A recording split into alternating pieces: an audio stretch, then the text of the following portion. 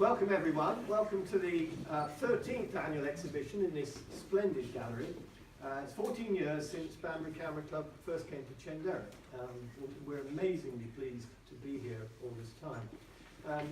This year marks a special anniversary. The Banbury and District Camera Club, as it was then called, was formed by a small band of enthusiasts in 1946. A present-day member noticed this and suggested that we should celebrate our 70th anniversary this season. For reasons which seemed good at the time, this idea was taken up enthusiastically, and a group with Diane, Rosie Burke, Ian Draper and Steve Gold got to work and had soon drawn up some ambitious plans. One of the results is visible in this gallery. That's the panels illustrating the first 70 years of the club down in the entrance there. An exhibition which was first shown at Banbury Museum recently through the good offices of Dale Johnston there. And work on that exhibition involved a good deal of research. Secure in our archives, we had the cash books from the very beginning, minute books and scrapbooks from the early 1960s. For me, the main impression I took away after hours of browsing was of admiration for the efforts of the committee and other members who guided the club through so many years in the face of so many challenges over accommodation, equipment, finance, changes in photographic technology. I see this exhibition and the exhibition down the end there as a tribute to their enthusiasm and determination. Alan Sargent's researches in the online archive of the Banbury Guardian produced some gems. These included the report of the first ever meeting on Sunday the 12th of May 1946, a photographic ramble for which members were advised to carry their tea, probably on the ration I should think. They were to meet at Banbury Town Hall and travel by the 2:30 bus to South Newington for the start of a ramble to Bloxham. They could easily use the scheduled service because there were only 9 members. Then there was the Banbury Guardian cutting from 1950 about the wedding of a club member, which led us back to the original cash book and found that the groom, Grattan Derbyshire, had joined in that very first year. I was well aware of his work because we've got lots of his photographs in our Byfield Village collection, but I didn't realise he'd ever been a member of this club. So we could display down there some of the photographs taken by a member in the very first year of the club, the winter of 1947. I thought a few extracts from the minute book. This sounds boring, doesn't it? Might give a flavour of far-off times. 1972 AGM. The accounts having been circulated, Mrs. Smith reported a disastrous year financially. The members rather bravely decided not to raise the annual subscription. I should add, I was not a member in those days.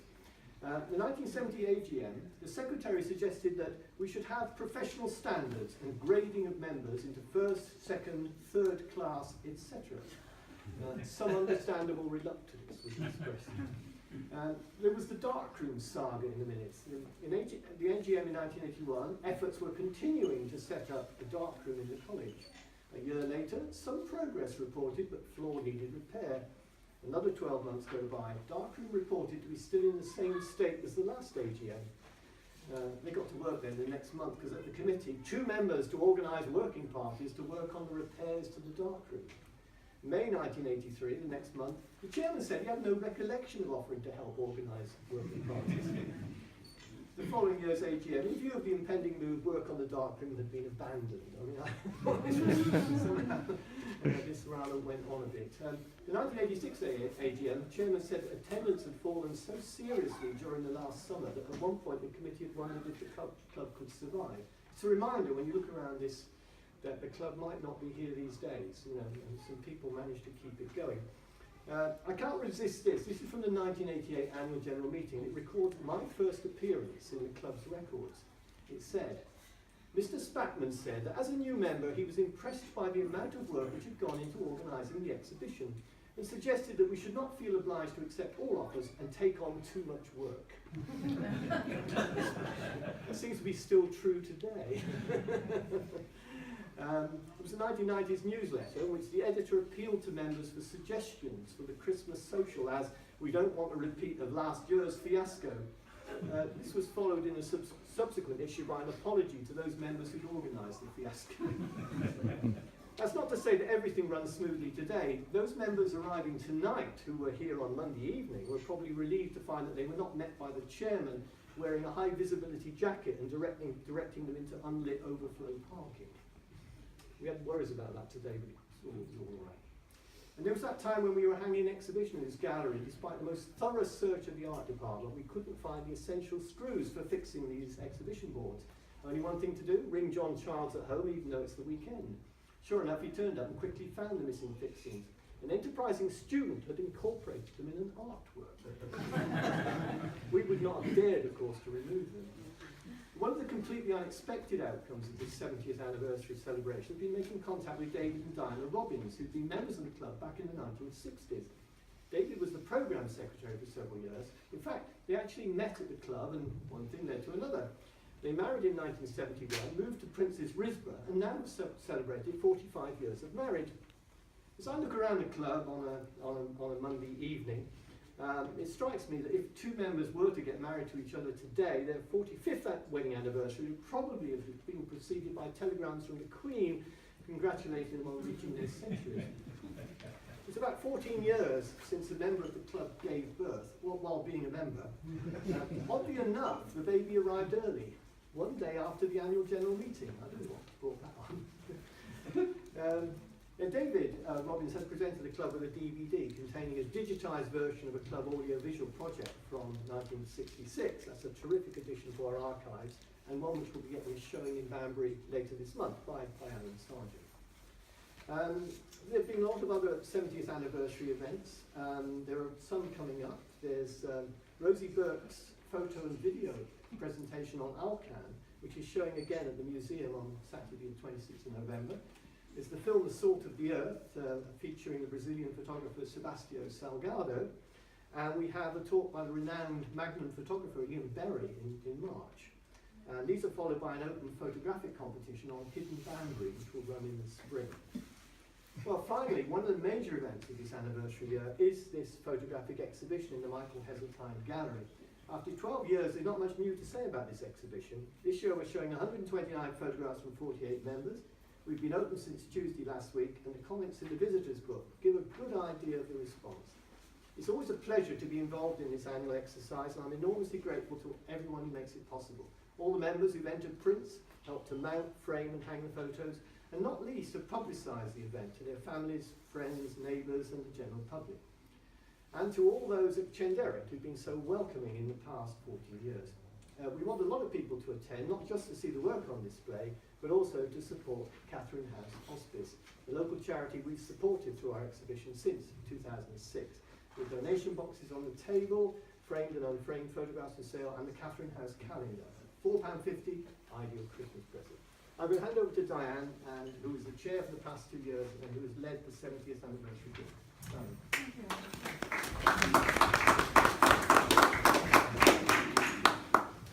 Thank you.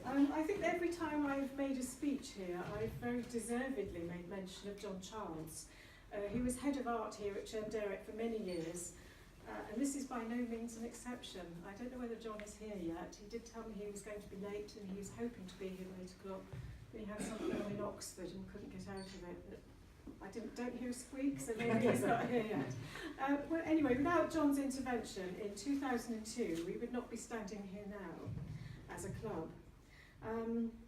In 2002, photography was being introduced to A-level, and to coincide with this, John asked whether we would consider moving our activities to the school, and history tells you that we said yes. We literally grabbed his, bit his hand off, really. We've been very fortunate to be able to take advantage of the wonderful facilities here at Chenderrick for our meetings. The art room, the computer suite, the lecture theatre, all to the amazement, I must say, of visiting speakers and judges, and to the slight look of jealousy from some of other Camera Club members who have visited us from outside the area.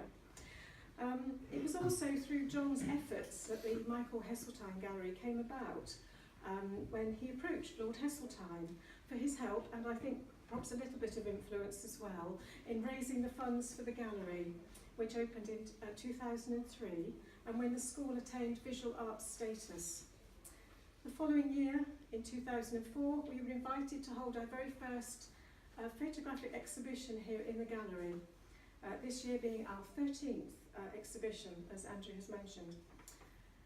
The gallery has seen many prestigious exhibitions on display, including Arts Council travelling exhibitions of famous artists and photographers, the international print exhibitions from the Royal Photographic Society. The gallery has also been a showcase of work for Chenderrick students, local artists and Chenderrick's distinguished artists in residence.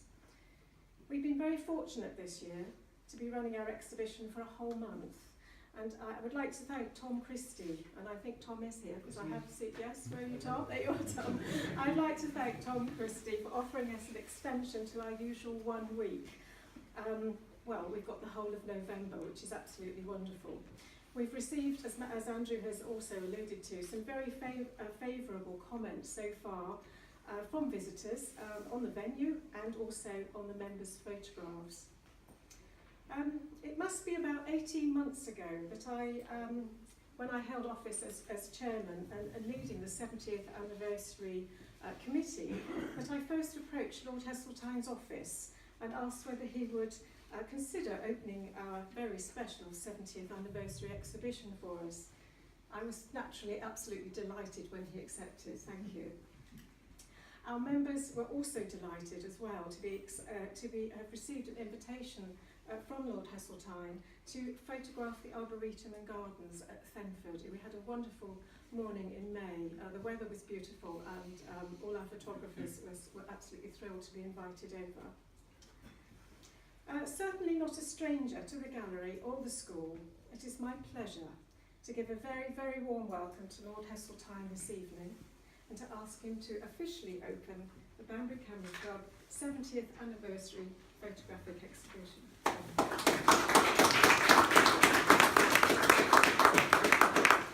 Again, thank you very much for those very generous words, and we were thrilled to have your members to look at the Arboretum, which is about 2 miles away, just up the road.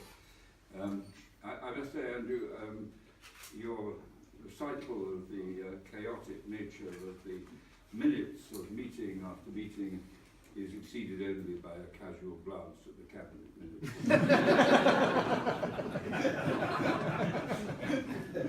But I noticed that there was a proposal to grade your members. I would have opposed that because I know exactly what grade I would have been in. There's no point in advertising failure before you start. But I am,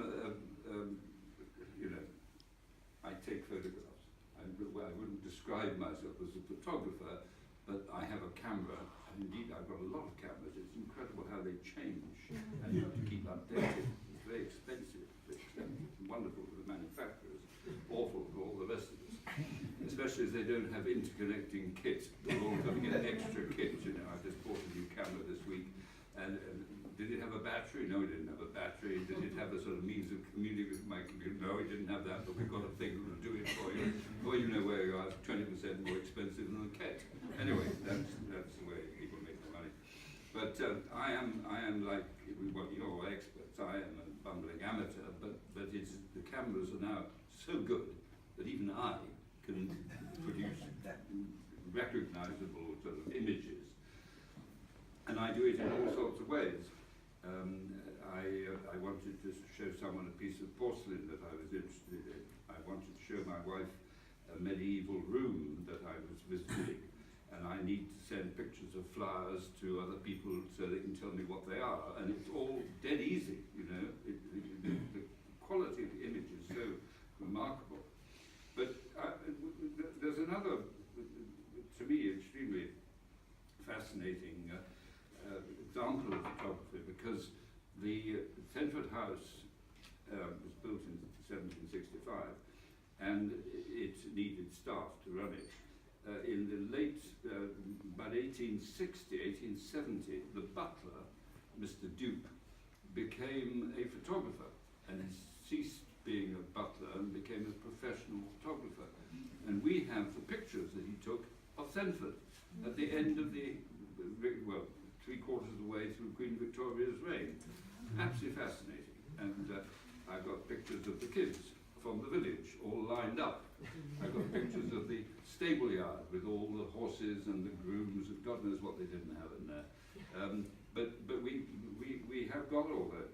And my wife and I have just produced a book about our Arboretum, the 40 years of creating this Arboretum, which is, it probably represents in a way the membership of your club, because we have to start with Mr. Duke and the 19th century, and then we have the Thetford we bought 40 years ago, as taken by friends, or by me, or by my children, whatever it was, and you know, the place was a broken down wood and unbelievably unkempt, but we took the photographs, amateur photographs. During the course of the last 40 years, we've had people like Andrew Lawson and Clive Nichols and people like that who've taken fantastic photographs. Some of your members, I'm flattered to see one or two hanging on the walls here, although God knows what he did with that one.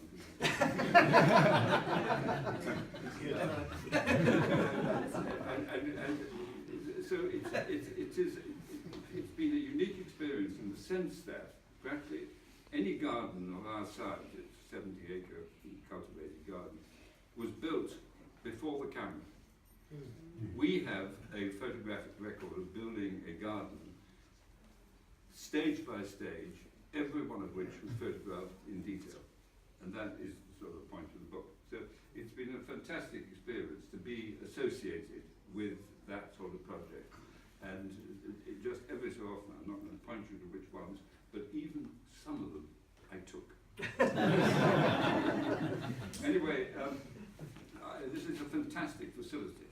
It's all, of course, part of Chenderic, but I was approached, as you said, when a government scheme was available, which said the government will put up half the money if the local people will find the other half, and so we all got together, found the other half.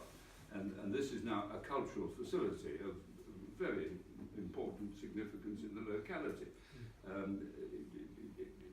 It started off about the kids in the school, that they would have artists in what were they called? Artists in residence. Artists in residence, which means they find a distinguished artist who's associated for a year with the school, and the kids can come and see talent and career opportunities, and all that sort of thing.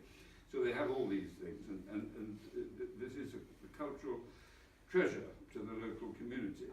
Having people like you extends the process, because sort of technically you're not at school, you're not teaching anyone, but by being here, you are actually exciting generations to become involved in what is a fascinating and very communal type of activity. So it's wonderful for me to see the way it has sort of developed and expanded and enriched and improved the facility. And I'm delighted to be here.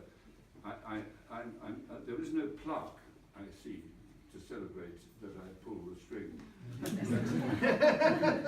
That is a great relief. Nobody has a more disastrous record than I have. I have pulled the plaques off the wall. I opened the M5 motorway, and you have a tape and a scissors. No, but the scissors, this is a Scottish contractor. So you didn't get a pair of scissors, you got a dirk. All of you may know that the serrated edge of the dirk is the blunt edge. I did not know that. And in front of the world's press, severing away the tape with a blunt knife is a way to make yourself a laughing stock from one end of the world to the other. But the worst of all was in Shanghai, where the translators slightly got it wrong. And I was going to unveil the plaque.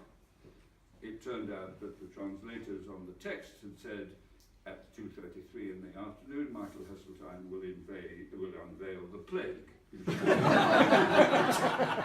I'm profoundly grateful that there is no physical manifestation of my great pleasure in declaring your exhibition open.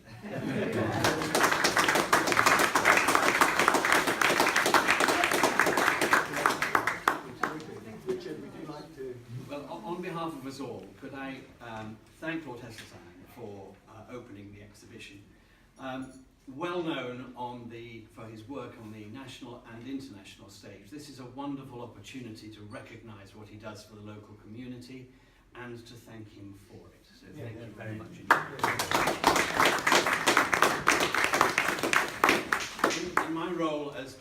Catherine House Hospice, I can also thank him and recognise the role he plays as our patron. Congratulations to you on your 70th anniversary. Catherine House has only been open for a mere 25 years, so we bow to your seniority. But during that time, over 10,000 people have benefited from what Catherine House has to offer, which is an enormous contribution. As Lord Heseltine said, this is a local community asset. I think he referred to it as a treasure, and Catherine House falls into that same category. It really is a local treasure. A very special place. For those, many of you will know it already.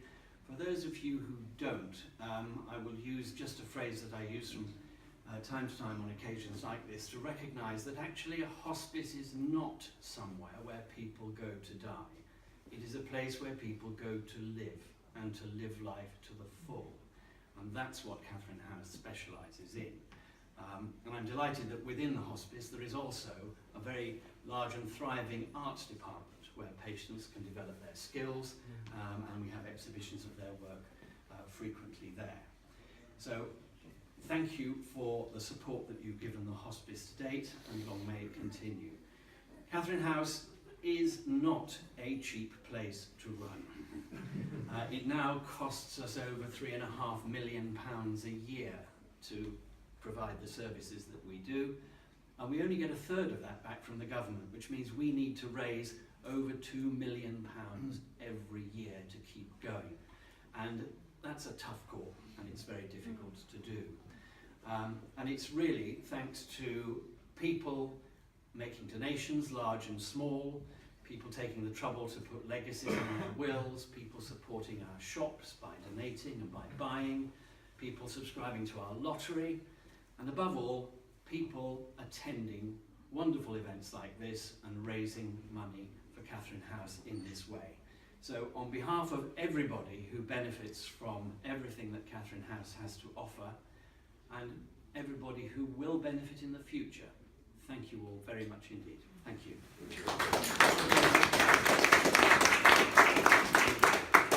Well, thank you very much indeed, Richard and Diane and Lord Heseltine. And I think there's probably still food. Those of you who saw the food when it was first organised on the tables out there, I did it last year, and I said to Diane when I saw what she'd done, I said, well, I wouldn't have done it like that.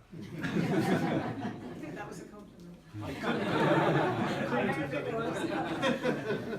So, thank you very much everyone for coming. Thank you. Thank you.